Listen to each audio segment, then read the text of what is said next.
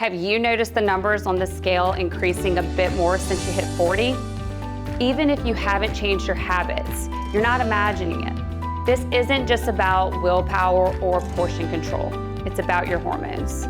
As we age, key hormones like insulin, estrogen, and cortisol start to take a shift.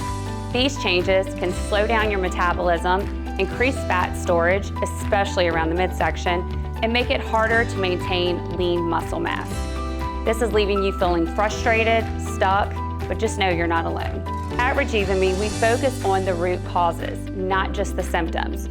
We evaluate your hormone and metabolic markers, build a personalized strategy to move you forward. This might include hormone optimization, lifestyle guidance, or peptide therapies to help your body respond the way it used to. It's not about cutting more calories or pushing harder at the gym.